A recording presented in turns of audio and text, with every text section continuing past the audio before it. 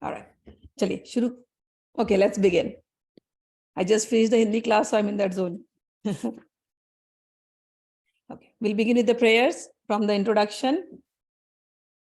We are reading from Bhagavad Gita as it is by Srila Prabhupada from ISKCON. This is the book we will use for reference. All the shlokas we are going to read from here. And I will give you different interpretations as I have learned from other saints also.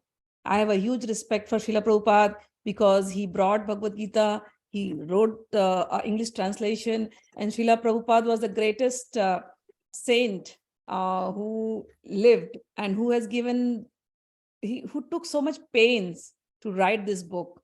You know, in his old age, he came and he gave this Bhagavad Gita's message to everyone. This book is, the translations are so beautiful. You know, it will immediately connect you with Krishna. The reason why I recommend this book, I have read other interpretations too, but other interpretations, many a times, I find that there is a lot of word jugglery. Too many words being used. Ma, is this being recorded? Yes, it is being recorded. I will upload it later. Yeah. Okay. Yeah. So, too many words being used and the actual message gets lost in those interpretations. The people who have translated, they have used, they want to show how intelligent they are and how much they have understood, and they are trying to project themselves. So it is not right.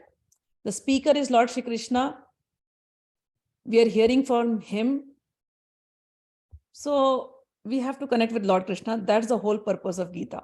When Prabhupada translated it, the translation is so unique, so perfect. Every shlok you take, every page you open, you will remember Krishna. And after finishing the entire book, in the end, you get connected to Krishna. This is the purpose of reading Bhagavad Gita. That we surrender, we connect with God. And God, there is a statement, Krishnastu Bhagwan Swayam. Krishna is God himself. All right. Now, I had one class with Namajia. I have shared that video, but I will go again through the shlokas one more time because there are other people who have joined now. So I will just repeat that shloka and briefly explain the meanings. Om ajïäna-timirändhasya jïänäïjana-çaläkayä cakñurunmilitam yena tasmai Shri Gurave Namaha Shri Chaitanya Manobhishtam Sthapitam yena bhutale Swayam Rupa Kadamayyam Dadati Swapadantikam Vandeham Shri Guru Shri Yutpad Kamalam Shri Gurun Vaishnavamscha Shri Rupam Sagrajatam Sahagana Raghunathanvitam Tam Sajivam Sadvaitam Savadhutam Parijana Sahitam Krishna Chaitanya Devam Shri Radha Krishna Padan Sahagana Lalita Shri Vishakhanvitamscha He Krishna Karuna Sindho Dina Bandho Jagatpate Gopesha Gopika Kanta Radha Kanta Namastute Tapta Kanchana Gaurangi Radhe Vrindavaneshwari Vrishbhanu Sute Devi Pranamami Hari Priye Vancha Kalpatrubhyascha Kripa Sindubhya Evacha Patitanam Pavanebhyo Vaishnavebhyo Namo Namaha Shri Krishna Chaitanya Prabhu Nityananda Shri Advaita Gadadhara Shiva Sadi Gaura Bhakta Vrinda Hare Krishna Krishna Krishna Hare Hare Hare Rama Rama Rama Hare Hare. So in these prayers, we began by first offering our prayers to Guru. We say that, oh my spiritual master, I was living in the darkest of ignorance. Yet you came in my life with the torch of knowledge. You removed this darkness. I am forever thankful to you and I offer my heartfelt prayers unto your lotus feet. Then I offer my respectful obeisances unto the lotus feet of my spiritual master and up to the feet of all Vaishnavas. I offer my respectful obeisances unto the lotus feet of Srila Rupa Goswami, along with his elder brother, Sanatan Goswami, as well as Raghunath Das, Raghunath Bhatta, Gopal Bhatta, and Srila Jiva Goswami. I offer my respectful obeisances to Lord Krishna Chaitanya and Lord Nityananda, along with Advaita Acharya, Gadadhar, Srivas, and other associates. I offer my respectful obeisances to Srimati Radha Rani and Sri Krishna, along with their associates, Sri Lalita and Vishakha. I offer my prayers to Lord Krishna. Who is Lord Krishna? What are his qualities? Number one quality, he is Kripa Sindhu, means he's ocean of mercy, ocean of mercy. And another quality, Deen Bandhu.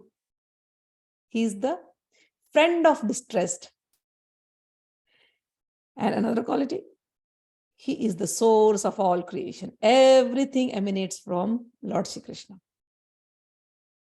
He is the master of gopis, or he is Gopesha. He is the master of gopas. Gopas and gopis are basically cowherd men. Lord Krishna, he is God himself. When he appeared in this little village in Vrindavan in India. All the people around him were from the cowherd tribe. They all loved him. He loved them. Cowherd tribe, it signifies people who are very simple at heart. God loves them, who are very pure-hearted, very simple. All they know is that they love God, that's it. Whether they have knowledge of any yoga system, whether they have knowledge of shlokas, how to do the rituals, how to do prayers, auspicious time, inauspicious times.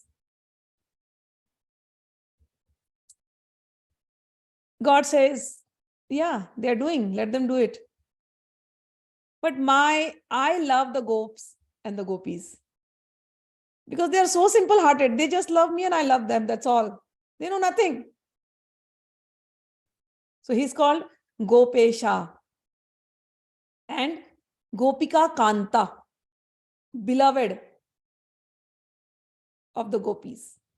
As I told you, gopi means a simple-hearted devotee. Simple-hearted.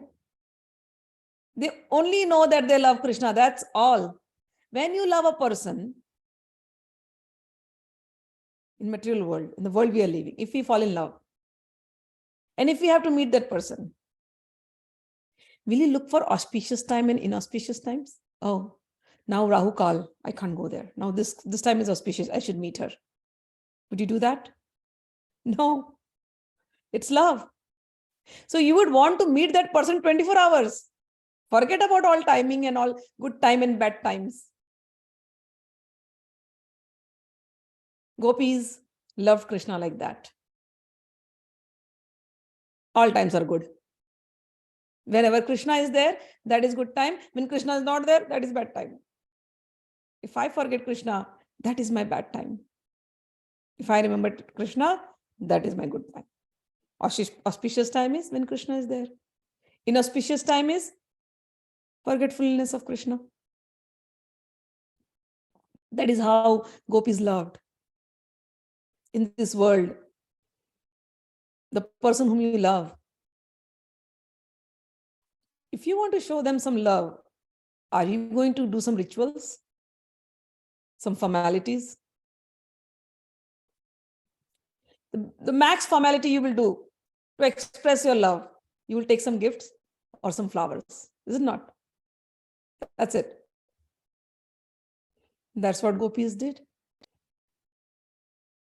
They loved Krishna. And Krishna loved them.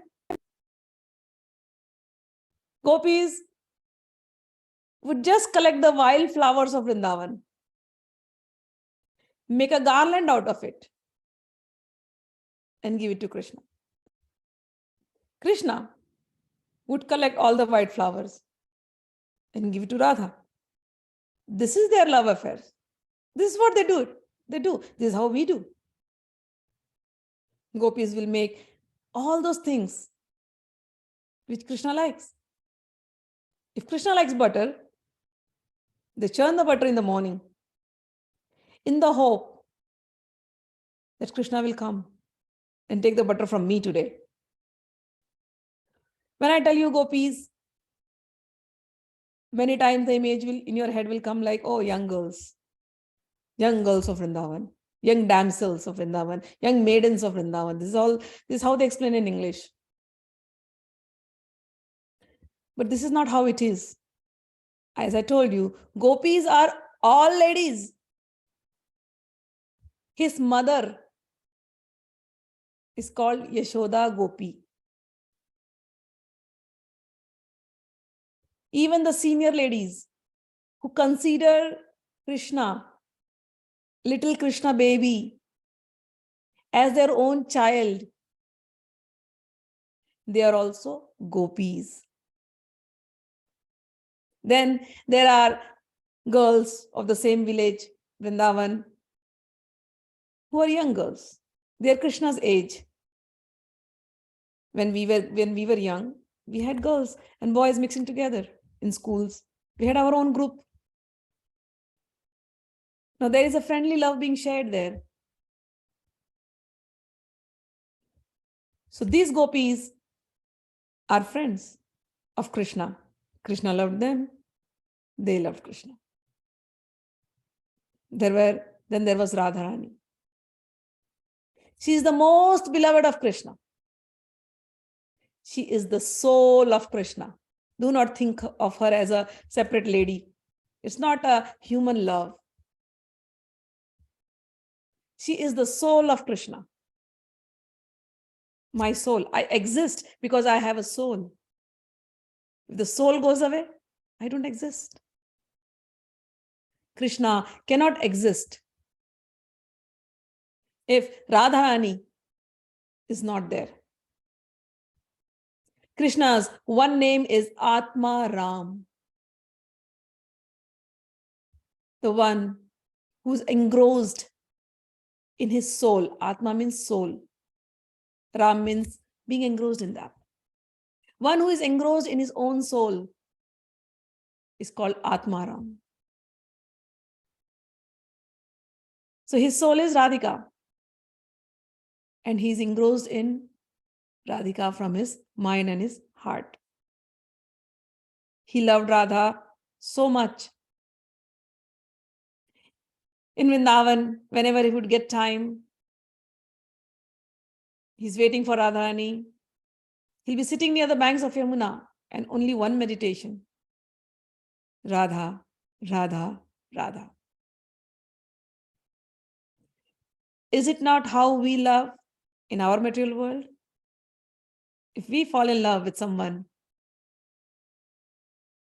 this is what we do. We want to just go and sit in some solitude and keep thinking of that person. Is it not? Same thing. Radha and Krishna, they're only thinking about each other. Now, this love is not like our love. The love that we experience in the material world is like love at first sight and break up at first fight. It is not like that in that world. Their love just goes on increasing. Even if they fight with each other, that fight also only increases their love. There is no chance of a breakup. How can it break up? Because breaking up means taking away your soul. So that love which I'm talking is a very divine love, very transcendental love between Radha and Krishna. Radha Rani is the soul of Krishna. Remember that always. Radha Rani is the soul of Krishna. And Radha Rani is the example of how a devotee has to be. What kind of surrender one has to have to be with God, that Radharani teaches us. So he is Radha Kanta. Gopesha Gopika Kanta. Radha Kanta. Kanta means beloved. So he's the beloved of Radharani. He's beloved of the gopis, and he's the beloved of the cowherd men. Cowherd men means simple people, simple-hearted people. We offer all our love and all our prayers to such a beloved Krishna. Okay, so that was the meaning. How is Radharani? How does she look? Radharani is always young. She's a beautiful girl, 16-year-old.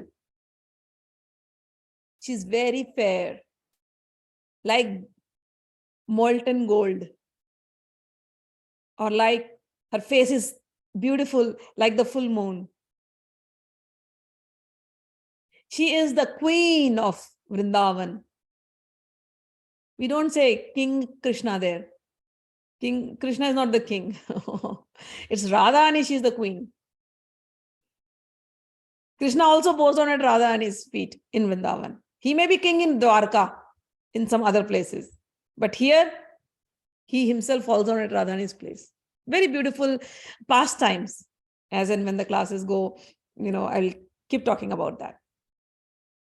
So here, she is very beautiful, young girl, 16-year-old.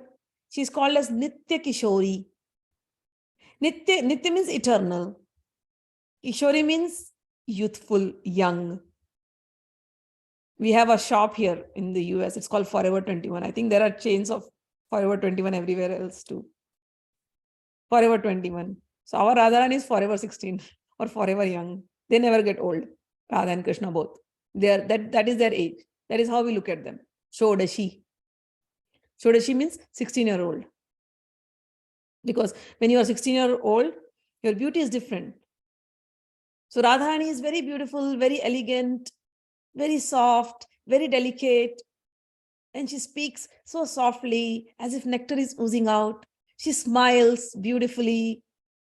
And she gives side glances to Krishna. She's one of the most beautiful person in Vrindavan. Nobody can compare with her beauty.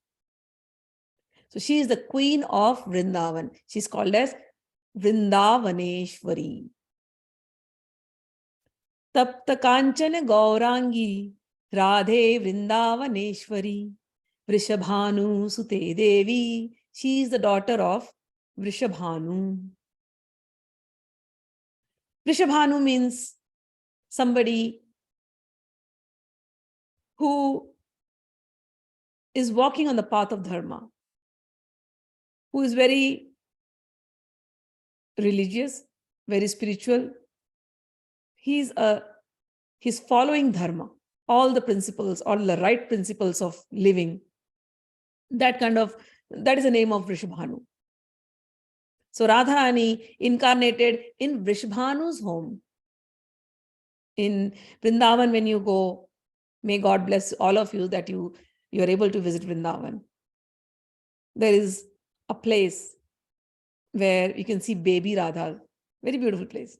So there behind that temple, it's in a village, it's a small village called Raval. In that small village, there's a small temple. It is maintained by the family of a priest. And there you can see Radharani's small baby picture. A baby idol is there. Behind that, there was a Yamuna, and Radharani manifested herself there in a golden lotus. So from there, Radharani as a baby was taken. All our gods, whether it is Krishna or Radharani, when you read about their birth stories, they do not take birth like us humans. No. They manifest in a very unnatural, very divine way, very transcendental way.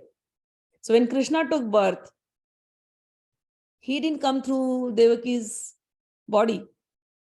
He manifested himself in his four-handed Vishnu form first in the prison. And then Devaki looks at him and then she starts praying, and suddenly Maya Devi does her work and Devaki feels that parental motherly affection, and she's seeing it is Vishnu four-handed.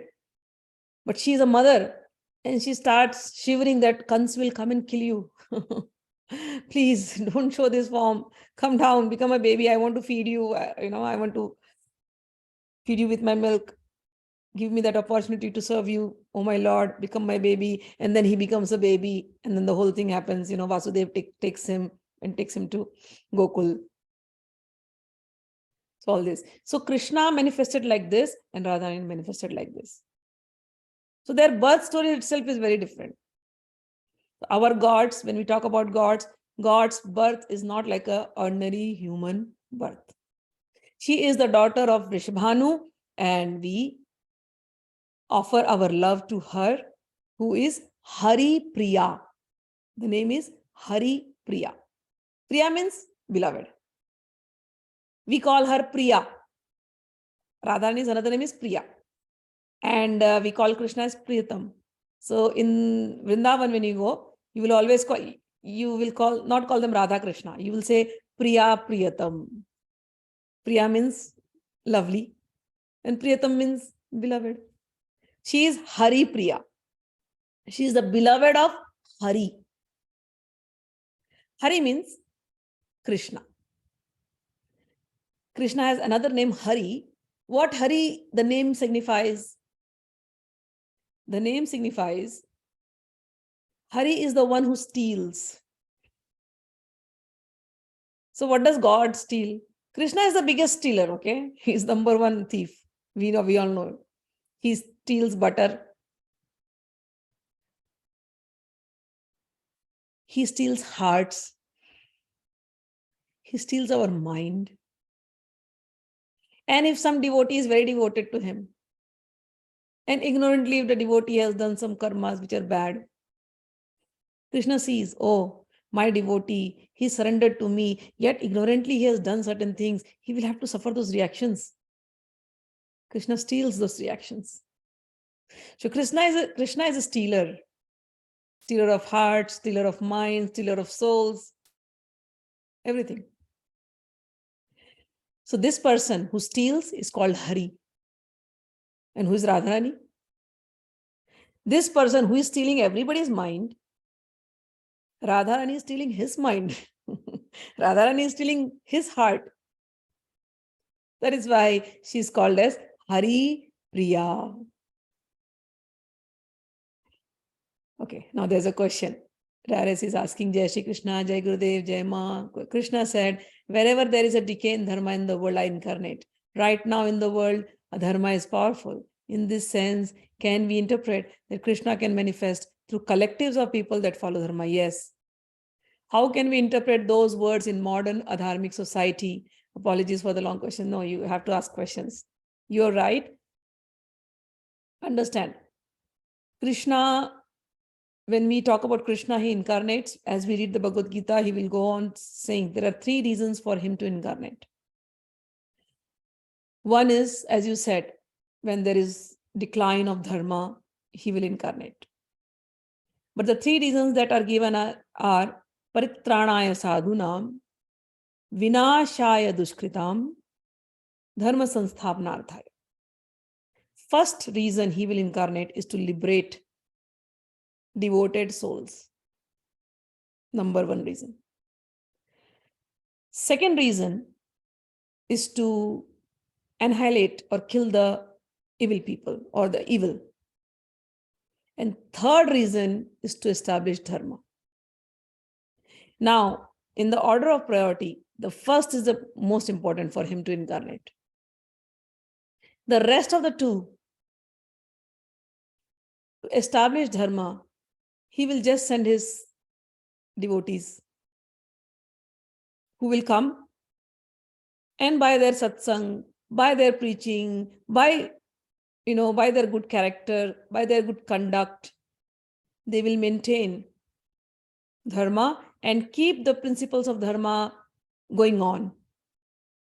So to establish Dharma, Krishna really does not need to incarnate. His devotees will do it very easily. That's not the biggest reason for him. Second, so there's a list to annihilate the evil people. No, that also is not the biggest reason for him to come. He just has to tell Mother Nature, who is working with him, he just has to tell Mother Nature, so many people doing so many bad things, so much evil is happening in the world, their collective karma, destroy it. One tornado, one earthquake, one tsunami, done. The whole world will go. And at that time, Mother Nature is very cruel also. She has nothing. She will see to it that everything is annihilated. And after some time, things will come out again. So this process will go on. So for this also, Krishna does not need to incarnate. Got it? I'm explaining you the deeper significance. So the important reason is to liberate the devoted souls. That is the most important. He has to come for that. Now you may ask, what does it mean? I'll give you an example. Like there was a devotee called Shabree. When Lord Rama came, Krishna is Lord Rama in his previous incarnation. So when Lord Rama came, at that time Shabree was very young and Lord Rama had taken incarnation. Shabree had been to her guru Matanga Muni. And the guru said, Lord Rama has incarnated and he will come here someday. She said, what do I do to call him? Matanga Muni said, just keep chanting the name of Rama, he will come. So this young girl starts chanting the name of Rama, Rama, Rama, Rama. Every day she would get up, go to the jungle, collect all flowers, fruits, whatever she wants to make, so that if Rama comes, she will serve him everything happily. With that thought, every day get up and Rama will come today. Evening, Rama does not come. Again, next day the same thing. Rama will come today. Rama will come today. Rama will come today. She became old. So this lady is in some other state. Rama is in some other state. Rama knows. My devotee wants to see me. If she dies, her soul will not find peace. If her soul will be restless because she has not seen me. She wants to feed me with her hands. If I don't go to her, she'll be very restless and she cannot die. She's holding for me. And Rama does all this Leela where his wife is taken away by Ravana. All this Leela we have heard. And under the pretext of searching his wife, Rama comes and sits with Shabree. Shabree has turned old. Rama goes to her house, a beautiful hut, decorated nicely, to welcome Rama. She has been doing this for years to welcome him. And today was the day she sees Rama right in front of him, of her. Her eyes full of tears. She is like wonderstruck, dumb, founded. What do I say? How do I welcome him? The person for whom I was waiting so long, every day, he will come, he will come, he will come. Oh, today, right now, he's in front of my door. She is bewildered, she's confused. She starts shaking at time and then tears are rolling.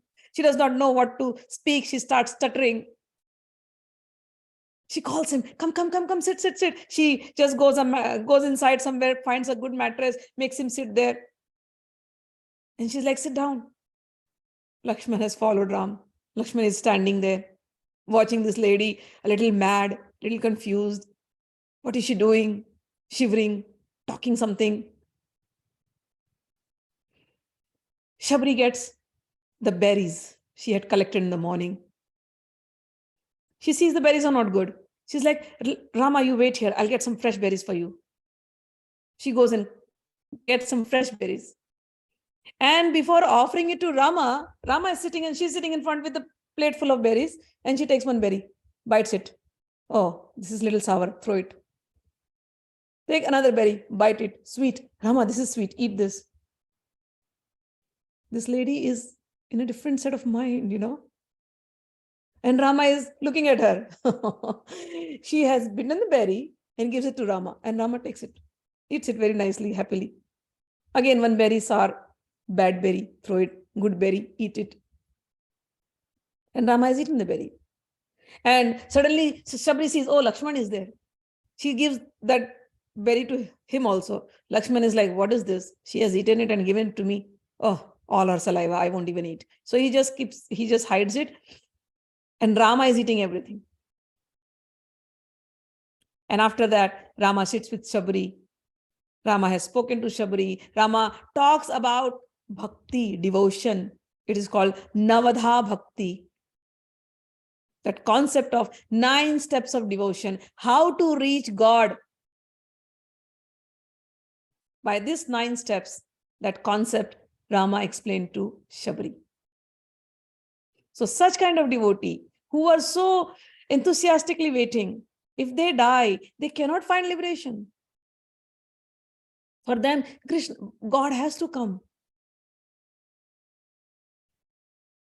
Then there was Sroopmakha, who was Ravan's sister. Ravan's sister came to Rama. Rama is so handsome looking. And she says that, I really like you. I see your wife. She's okay. Why don't you marry me? My husband, my brother is a big king of Lanka, and you will get everything. You can take me as also as your wife. Rama says, sorry, I can't. This lady loves him. That's why she has come. But her ego is such. She says, marry me. And he says, no, I'm sorry, I can't. I love Sita. She's my only wife. She's like, what is the problem? You can have 3, 4 wives. You're a Kshatriya. What is the problem? It is legal. It is lawful. It is Dharma. Ram says, no, but no. You really want to marry? You can ask my brother who is also like me. And Lakshman, when she goes to Lakshman, Lakshman gets angry. And he cuts her nose, all the stories there. But Ram in her mind knows that this lady loves me. No matter however she has expressed it. But she loves me. So Ram is God. And every good or bad, whatever, every person you see is a part of God. When we look at this story from this angle, that Sroopmakha goes to Ram, and Ram is in a human form and says, no, I can't marry you. But Ram, as the God inside, knows that she loves him. Ram has to give that love back to her. Ram becomes Krishna. And in Krishna avatar, this lady Sroopmakha comes as Kubja in Mathura. And Kubja in Krishna avatar, Kubja has, she has a bent back. Krishna goes, touches her, and then she becomes straight. That story is there, and there is a little exchange of love there. Same way. So see, she was not a devotee, but she loved him. The only way to respond to love is to be in front of that person and respond it. Love cannot be satisfied if you have not seen that person. So here, between devotee and God, this kind of love, a devotee will not be satisfied till he has seen God. So Krishna incarnates for that. When he was in Ram's incarnation, he was looking for Sita. Under the pretext of Sita, he has done a lot of leelas. So he goes and he meets all these saints who are meditating in Dandak Aranya, forest of Dandaka. And when the saints look at him, they're like, wow, he's so handsome. How much he loves Sita. We wish he loves us so much. The same way, we love him so much. I wish he could respond to us in the same way. We are always searching for him. Right now, he is here. Will he be ours? So they're loving him like that. And Ram knows everyone's heart. There, he's behaving like a student. And all the rishis are like a teacher sitting. But all the rishis are like captivated by his looks. He's Ram. And they're discussing all these things. And when they discuss about spiritual things, in spiritual things, there are 4 goals of spiritual life. Dharma, Artha, Kama, Moksha. Dharma means prescribed duties. Arth means goal, as well as finance, wealth, prosperity. Dharma, Arth, Kama means desires, and Moksha, liberation. These are the 4 topics that is discussed in spiritual discussion. But in Navdha Bhakti, the goal of Navdha Bhakti is the 5th one, which is love, pure love of Godhead. So when the discussions on pure love of Godhead started, the rishis are feeling that love now. They want him as their lover. Krishna sees, Ram sees. And Ram says, yes, I will fulfill it. Next life, next incarnation. So that Leela happens, he gets Sita back. And after that, when he comes to Ayodhya, events happen, and then he has to abandon his wife, Sita, and the kids to Vasishtha Muni's ashram. And he's ruling as a king. But every year, whenever there is to be a big yagya or fire sacrifice, he has to make a golden Sita sitting near him. And with the golden Sita as his wife, he has to do all the rituals. So every time the golden Sita was made, every fire sacrifice, the golden Sita was made, there is a life infused in the Sita. And then after the puja, the golden Sita is removed. So before removing this Sita in the golden statue, she says, you have taken me as your wife in this puja. And now you are abandoning me. I want to be your wife again. Can you fulfill my desire? All these golden Sitas are talking. Murtis, the deities. Ram says, yes, I will. But not in this life. Incarnation. I'll come back. And then he comes as Krishna. And then he takes them as his wife in Dwarka, 16,108 wives. So these are all the stories. Then when Ram incarnated, even before he incarnated, his incarnation was being described in the Vedas and the Richas, the Shrutis. So all these Vedic Vedas are saying, we also want to be with him. He's going to be the most handsome incarnation. We also want to be with him. And Ram said, not in this incarnation. Here it is, I have to limit myself. In Krishna incarnation, I'll fulfill your desires. So they also come as gopis. So the reason why we came to all this story is so many souls who are so deeply in love with Krishna or Rama, they cannot find liberation by any other method. They will only find liberation when Ram comes in front of them and does the leela that they want them to do. Ram talks to them, Ram spends loving time with them. Then only their hearts will be satisfied. Then only they will be delivered. So the number one reason why Krishna comes is to satisfy the heart's desire of such devotees. These kind of devotees who have not seen God one-on-one, playing with them, talking to them. These kind of devotees will keep taking birth again and again, again and again. They are not ready to, they don't want liberation. Everything fails when love overpowers. So for such people, there comes a time when Krishna has to incarnate. This is the only main reason why he incarnates. So the other reason that you gave, it is a reason, but it is a smaller reason that can be taken care of by the other devotees. But when Krishna comes or Rama comes or any full incarnation, so the God's incarnation is divided as full incarnation and partial incarnation. Krishna and Rama were complete incarnations because they did all these three things.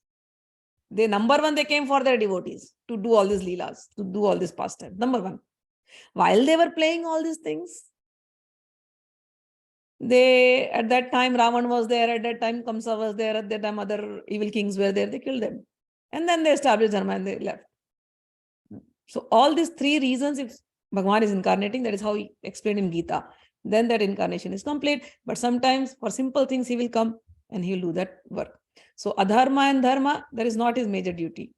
His saints and his partial incarnations can take care of it. All right. How can we interpret those words in the modern adharmic society? Don't worry, this is Kaliyuga. So the nature of Kaliyuga is adharma will be prevalent. Many times it is asked, why Krishna did not interfere? Why did he allow Kaliyug to come? Well, that is his way. For him, he is beyond Yuga, Kaliyuga, nothing. He is beyond that. The seasons have been made. Summer will come, winter will come. The sun will arise, the sun will set. He will not interfere in all this. This is normal. Similarly, Satyuga will come. After that, Treta Yuga will come. After that, Dwapar will come. After that, Kali Yuga will come. Kali Yuga, all the adharma will rise. And then after that, Satyuga will come. The golden era. So the yugas are going to come just like season. It will go on becoming difficult and difficult, but this is the yuga for adharma. God has given that blessing to Kali Yuga. But he has also told where this adharma will lie. Where is this adharma? So, number one in gold. Gold means greed. In greed, in meat eating, in intoxication, in places of gambling, and where illicit sex is happening, in all those places, adharma will be strong.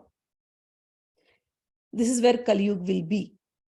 But despite all these negativities which we just discussed, there is one big quality that God has given in Kaliyug, one very big blessing,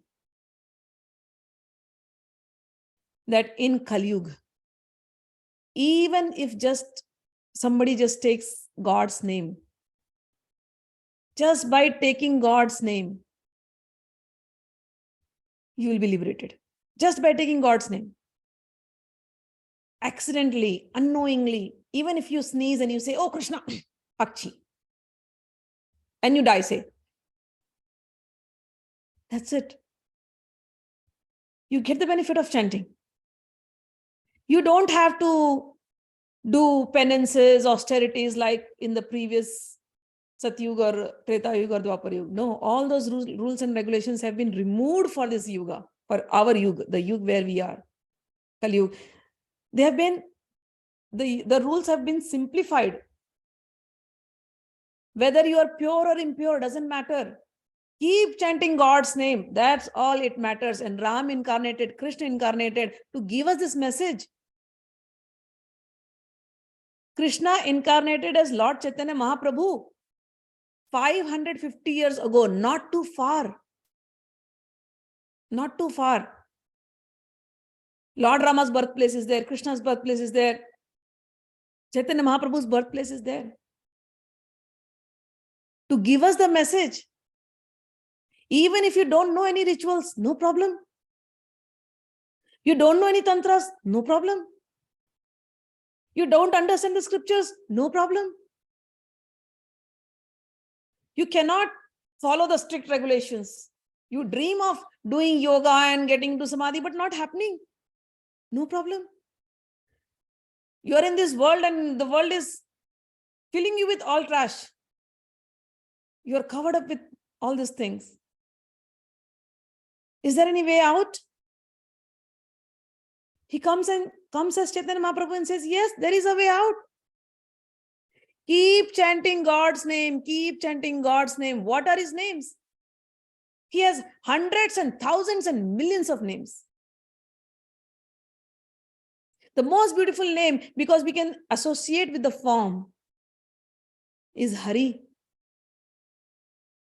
Krishna, Rama, Shiva, Durga, Lalita. These are beautiful names. Keep chanting these names. Anyone who is sincerely chanting these names in Kaliyuga, he will be delivered. He'll be liberated. Whether you know the techniques or not, really doesn't matter. Namna akari bahuda tatrarpita nija sarv saktish. Chaitanya Mahaprabhu said, in all your names, O Lord, you have given all the powers in all your names.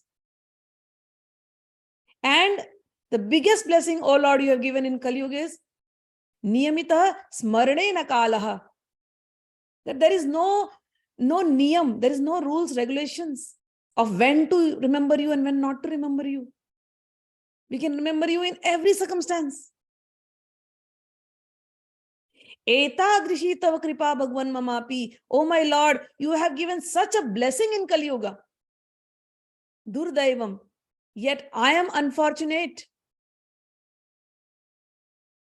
I have no faith. I have no faith in your names. I am not chanting them. I keep looking here and there and I think anything harder or anything bigger name, some bigger mantra will give me the thing that I'm looking for, or some complex technique will give me that thing that I'm looking for. When you have made it so simple, God, I just have to chant your name.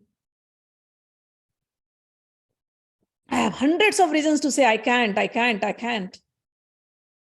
And all you say is, just chant. It's my problem, God. Chaitanya Mahaprabhu goes on saying, become humble. And kirtaniya sadahari, 24 hours chant God's name.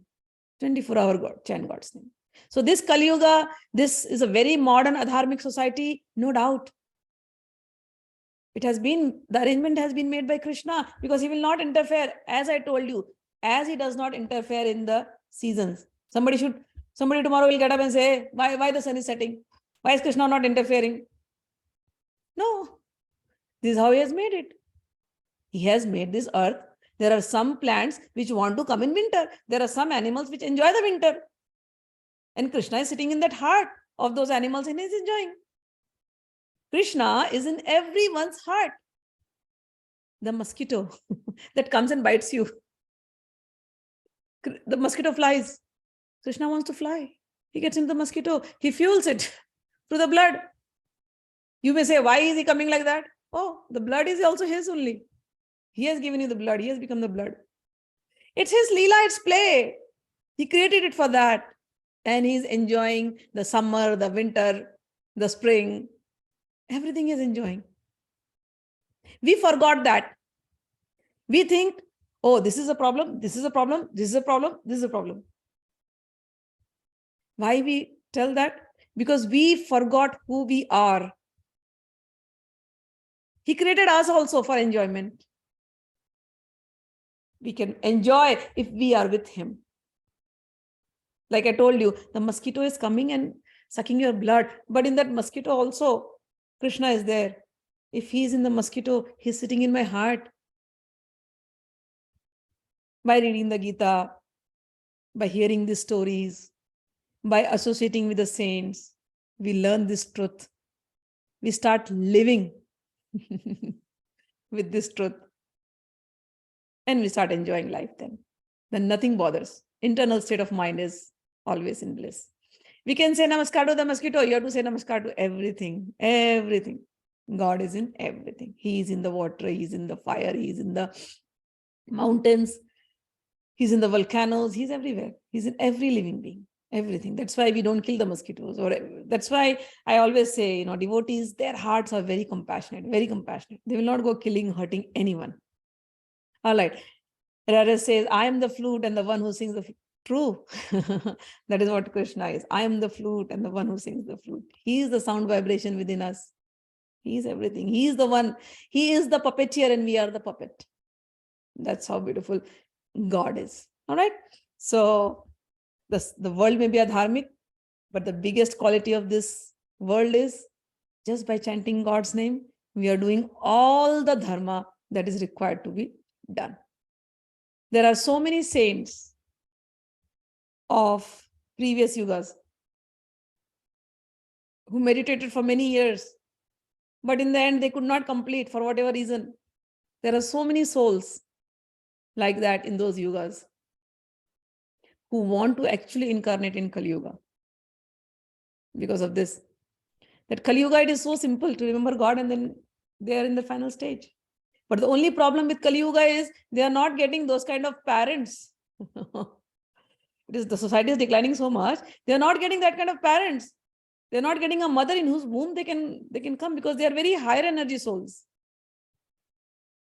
But again, it is Bhagwan's world. Bhagwan will make an arrangement to send these souls because we are going to go into more deeper Kaliyuga, more deeper. It will be the darkest time is going to come. So Bhagwan's world, he will keep sending souls, very high energy souls, again and again to benefit the world. In the I used to ask my dad that what will happen? It is so dark. Everybody is like, moral values are declining, society is declining. So my father used to say, you don't have to worry. The room may be as much dark as it may be, but if you just light a lamp, one single lamp has the power to remove the darkness of that room. Similarly, this world may be full of adharmic people. The darkness is going on increasing. But even if there are a handful of spiritual souls, they are just like those little lamps. They will keep providing the warmth. They will keep providing the light that is required in Kaliyuga. The world outside, maybe people are at some places, people would be sitting, drinking, gambling, doing whatnot. But look at us. We are sitting and we are chanting God's name. So the darkness is also happening there. But when we are chanting God's name, we are talking about God, we are thinking about Bhagavad Gita, we are emanating good vibes, that light. So there are a handful of people like us at so many places. In Vrindavan, the saints are awake. I have met saints who get up at 1:30 a.m. and they'll keep chanting till 11 o'clock. In Himalayas, saints are awake. The world is sleeping or doing something, but they are awake. So it may be the darkest of time, but there will always be a handful of souls whose light will keep guiding everyone and it will keep the warmth there always. So that is the beautiful part of Kaliyuga. All right. I am the flute. We can say namaskar. Okay. Now let's, we still have 4 minutes. Let me just do some shlokas. Vancha kalpatru bhayascha kripa sindhubhya evacha patitanam pavanebhyo vaishnavebhyo namo namaha.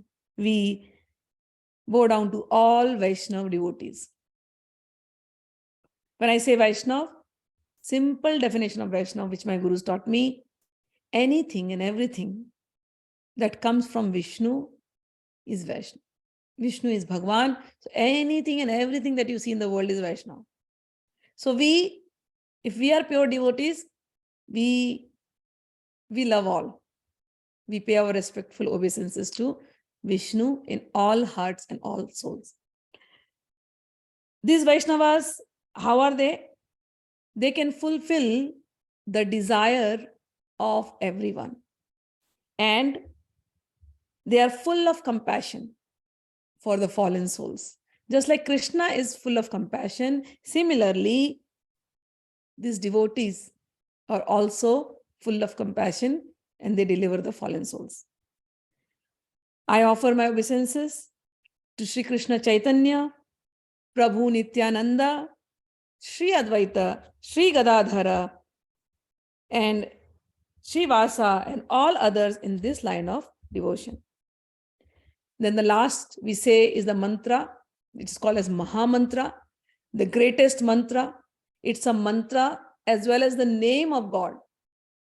And there are 3 names in this mantra: Hari, Ram, and Krishna. So, Hare Krishna, Krishna Krishna, Hare Hare, Hare Ram, Ram Ram, Hare Hare. Krishna, you know. Ram, you know. Hari has many meanings. But today we will end up that Hari means Lord Shiva. There are other meanings also, 4 or 5 meanings, which we will discuss in the next class, which will be on Thursday. So now we will end the class here. Any more questions, anything? Or anything you want to add, you can add.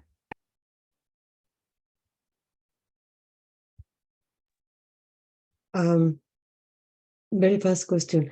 So Radha Rani is an extension of Krishna, or she is part Krishna in the feminine form? She is Krishna's, not extension. We cannot say extension. She is the heart. She is the soul of Krishna. It's like me, my body. You see me, right? And I have a soul inside me. So what will you call that soul? Is it my extension or is it my part? Part. It's is me. The essence. Is the essence. Yeah, soul is me. I cannot exist if the soul is not there. So Krishna and Radha are one. Yes, Radha Rani is the feminine form, he is the masculine form. That's all. Okay. Thank you. She's always the soul. Remember this. If somebody asks who is Radha Rani, she is the soul of Krishna. She is the feminine energy of Krishna. There are other definitions too, since you asked me. She's called as a Hladini Shakti. Hladini. Hladini. Hladini. What Hladini means? Ahlad means joy, happiness. So she is the one who gives happiness to Sri Krishna. Krishna cannot be happy if Radha Rani is not there. She is the one who is giving happiness to Krishna. So she is called as the Hladini Shakti. Krishna, when he incarnates, he has fought so many battles, so many wars. After doing all those brave work, showing his bravery and showing how powerful he is, when he is tired, he needs that happiness in his life too. So he goes to Radha Rani and just sleeps in her lap. When he looks at Radha Rani smile, he forgets everything. He is also stress-free. That is Radha Rani, the one who gives joy to Sri Krishna. They are inseparable. She gives him all the energy. He is powerful because Radha Rani is there. We go to the extent, you've heard the pastime where Krishna is holding the Govardhan on his little pinky. The Govardhan is a big mountain. He's holding the Govardhan on his little pinky. The saints of Vrindavan say, oh, you guys think Krishna is holding that? No. He was able to hold it because Radha Rani was sitting in front of him. So his attention was completely on Radha Rani. And that is why he was able to hold the Govardhan. So he is Radha Rani is the energy, the Hladini Shakti of Sri Krishna. She is the soul of Sri Krishna. They are both made for each other, inseparable. Krishna looks masculine and she is feminine. That's all. Thank you very much. All right. Anything more? All right. No more questions. So we will end it up and then we'll meet on Thursday. Jai Shri Krishna. Radhe Radhe. Radhe Radhe. Thank you. Shri Krishna. Jai Shri Krishna. Thank you. Jai Shri Krishna, Radha Radha. Krishna. Hare Krishna. Thank you.